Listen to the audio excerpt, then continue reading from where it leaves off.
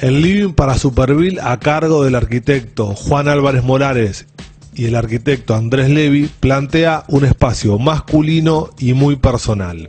Uno de los elementos protagonistas del ambiente es una gran lámpara diseñada especialmente por ellos en papel maché, una especie de araña que cubre casi todo el cielo raso del espacio.